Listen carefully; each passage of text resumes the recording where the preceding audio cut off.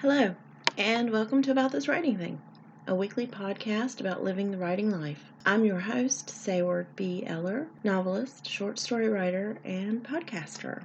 I am hoping you guys are all doing well in this third or fourth, depending on when you actually started your quarantine. I hope you are all doing well with this new kind of period that we're in. I have officially stopped watching the news.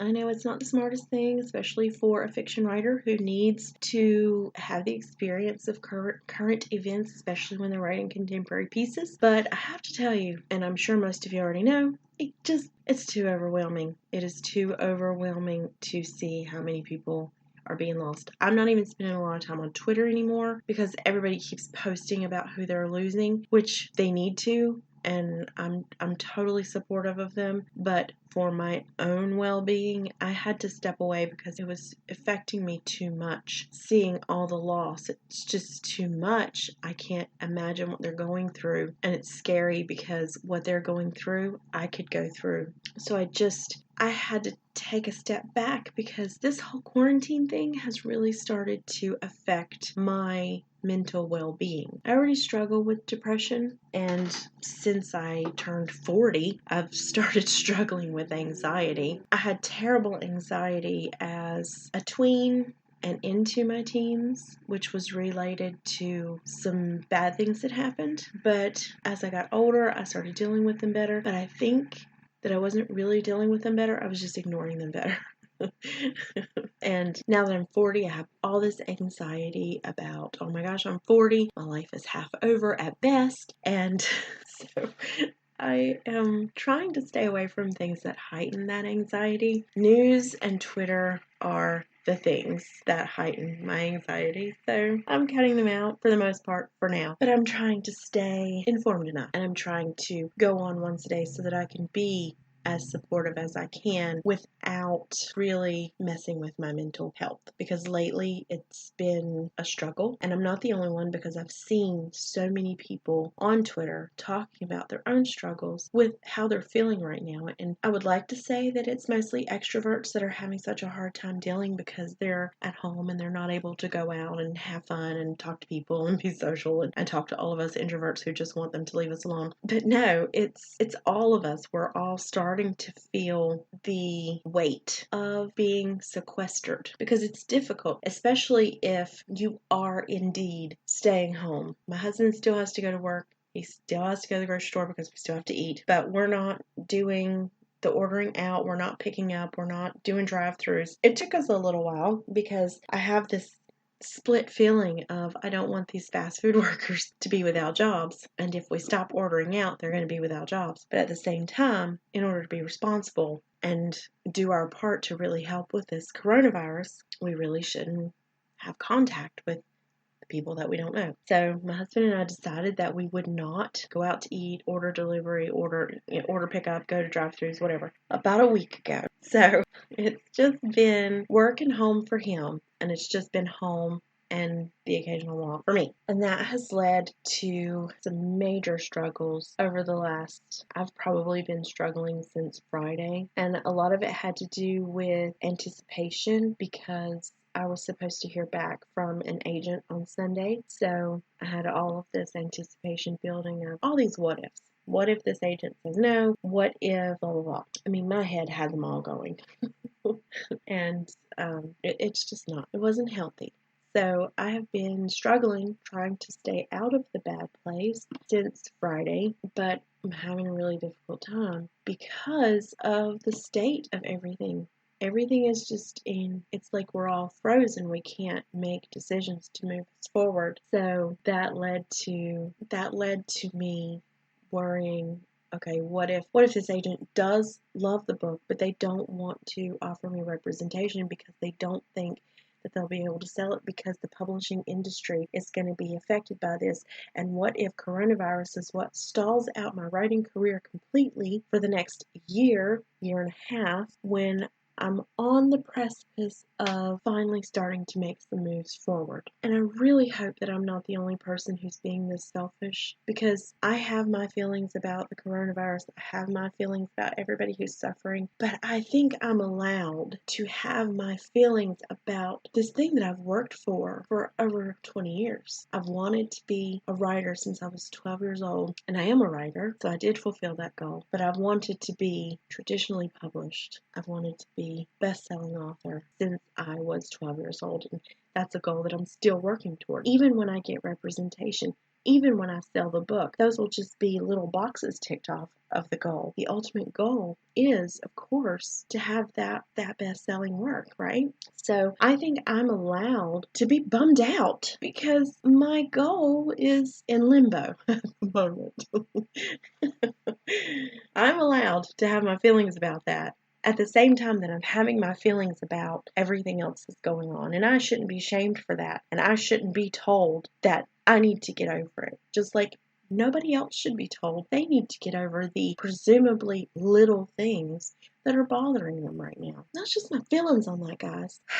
So I didn't hear back from the agent, by the way, which is cool. I never expected to hear back from them this soon anyway, but I think I'll give up the ghost on it by around the 1st of May, just because I already knew that this book was a long shot with this particular agent because they prefer historicals and they don't like first-person narratives. And Catching Fireflies is a contemporary first-person narrative, so there were already 2 strikes against it. But it is what it is. If this agent doesn't like it, that's cool. If they don't feel passionate enough about it, that's fine. They're still, they're still A-okay in my book. So back in March, it was around March 10th, maybe? March the 11th, somewhere in there. I sent out 5 queries, I think. I sent out 5 queries. That doesn't count the agent that I was waiting to hear back from on Sunday, the 5th of April. So I sent out 5 query letters. I promptly, probably 3 days later, received, maybe not 3 days, that's not important. I promptly received a rejection from one of them, so I marked her off. There are 2 that in their guidelines it says if they're interested, they'll contact you. If they're not interested, they will never speak to you. That's cool, man. So I have that date that I should hear back from them set as April 15th because that was the maximum weeks. They said like 4 to 6 weeks maybe. So that's the maximum weeks for them. If I don't hear back from them, I'll just mark them off too. So then that will leave 3 that I'm looking to hear from because I sent out 5 queries. Plus, I had the agent who requested the full. So at this point, my update is nothing really. I'm still sitting here. I'm still sitting here waiting. Which, if you're a writer who's been through the query process before, you know this is the process. It's a waiting game, and it's a long game. And if you're new to writing, you need to know this. Nothing happens in the time that you want it to happen in. It is very rare, or so I've heard, it is very rare that things happen quickly in the publishing industry. So you can expect to write your book, get it ready for submissions, send out your queries, wait, send out your requested material, wait.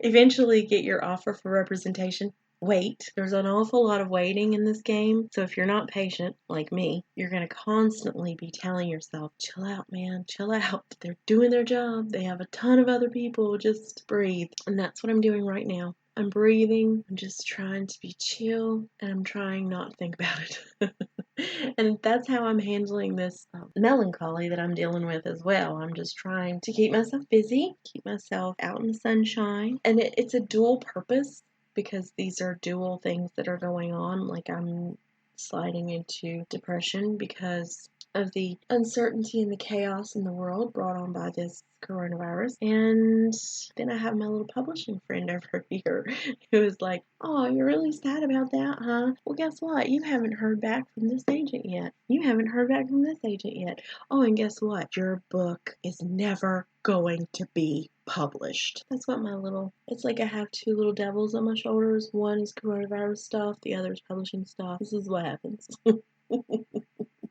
So last week in Jane Friedman's The Hot Sheet, if you are unfamiliar with The Hot Sheet, it is a subscription-only newsletter that you can get. It's $50 a year. Jane Friedman and her partner put it out every 2 weeks. So every 2 weeks you get the hot sheet. And what this is a newsletter with behind the scenes stuff. It really goes in depth with behind the scenes stuff in the publishing industry. Last week, April 1st, the hot sheet came out, and guess what?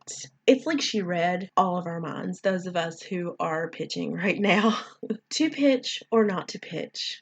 It's a strange time to be submitting or acquiring work. That's the title. The subtitle or the little abstract, even though agents and editors may be attempting to conduct business as usual, the coronavirus undoubtedly affects acquisitions. In this article, she talks about all the questions that I have in my mind, and I know certainly others have in theirs. Is now the right time to be submitting my manuscript? Are publishers making acquisitions? Should I wait until the storm passes? And she says the honest answer is no one really knows what to do. And she goes on to speak to several agents who basically say the same thing. They are even hesitant to offer representation. They're concentrating more on what they have going on the upcoming releases and all this other stuff. And she spoke with one agent, Kate McKean. I really hope I'm saying that correctly. But she says that she doubts anyone's editorial board meetings are trying to predict people's moods 12 to 24 months from now, which is when books that are bought today will come out, right? So how can we predict what the reading trends will be in a year or 2 years when we've got all this now that's weighing so heavily on everybody? I have a book that has very heavy subject matter. We're talking My Dark Vanessa Excavation. I just did that review a couple of episodes ago. That kind of heavy subject matter. Only it's a little bit heavier than that. So will readers want to read a story about a sexual abuse survivor in a year or 2 years? Is the climate going to be positive enough where you can read something like that and not be drugged down into the depths? Now, this makes me worry because the other book that I'm working on right now, the one that I just started, the subject matter is darker. So am I a writer for these times? Maybe, maybe not. So we're all just kind of in a limbo now, and it's making things very difficult. It's a struggle it's a struggle for me to write right now. I signed up, I've been signed up for years for NaNoWriMo, but I went in, put in all my information for my new work in progress because I was planning to get 20,000 words this month. Actually, I was planning to get 30,000 words this month on the new project. Then that would leave me with 50,000 to complete in the next couple months. But I haven't written in 3 days. I just keep thinking about, all of those questions in my head about the way that things are, and are people going to want to read this, and are you going to be able to get an agent, and all of this stuff. And it's just it's too heavy, it's too weighty. I don't have the energy to sit at the keyboard and create this world that needs to be created because I'm paralyzed, I guess. Not paralyzed. I can move around just fine. I just don't want to because I feel like there's no point. And that's the big thing for me. It's like, is there a point now to writing? Should I just pack it all in, give up 20 years that I've been working for this goal, and go get a regular job? Because at this point, I haven't earned a dime on my writing, and I've been out of work for 2 years. Almost in August. So do I keep putting my husband through being the provider of the house if I'm never going to get anywhere? And this is what that little voice, the one on the other shoulder, keeps telling me, the little publishing one. What's the point? And reading articles like this, it makes that voice louder. We know that editors only acquire so many titles a year. Even though agents are saying, send me your stuff, send me your stuff, send me your stuff, it doesn't mean they're going to buy more books. So where are we? Do we keep holding out for the dream? Because let me tell you guys, I've been trying to do this for 20 years, and my gumption is just about out. And I say that, and then I still continue on, so I don't know why I keep saying that, because obviously I'm gonna keep going. Just frustrated. I've read so many books lately that I'm just like, why? I read one last month. I won't tell you the title, but I was gonna use it as a comp for Catching Fireflies. So I read this book because it was very similar in themes. First of all, it's barely a novel, which annoys me because I had to add 14,000 words to mine. But whatever, I'm not salty about that at all. But I read this book and it was pretty pointless as far as the story goes. And it had these blurbs that I wish I had it at arm's length because these blurbs were really misleading. And I don't like to say that a book wasn't worth it for me to read, but this book felt so unfinished, and it felt like the author was more concerned with being literary than telling the story. And those books really irritate me because you can throw out all the pretty words you want to, and you can try to be as cerebral as you want to. But when it comes across in your writing that all you're worried about is being literary, then your story isn't worth it to me. There was so much that was left unfinished in this book that I just felt like I've just wasted these hours of my life.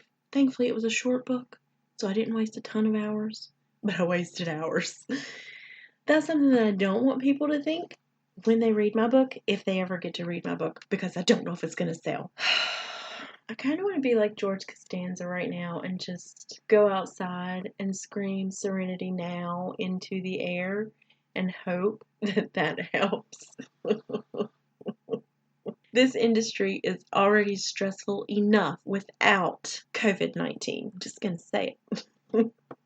Okay, that's all I've got this week, guys. Just a bunch of fears, a little bit of facts. I will put the link for the hot sheet in the description so that if you're interested, you can go check it out. There is a 30-day free trial, so we will get the next issue on the 15th. So if you want to sign up for it, there's a 30-day free trial, and then after that, it's $50 a year, but it's well worth the $50.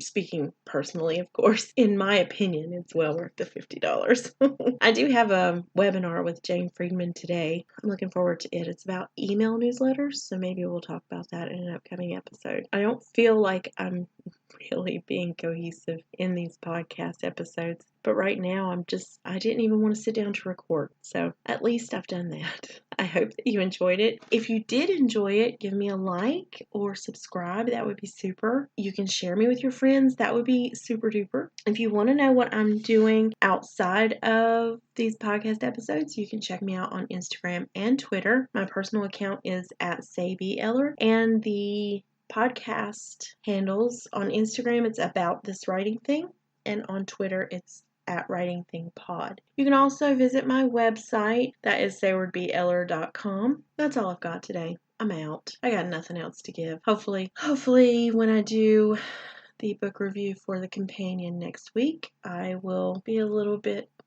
better at this thing. I don't know, guys. I'm just going to go now before I say anything else.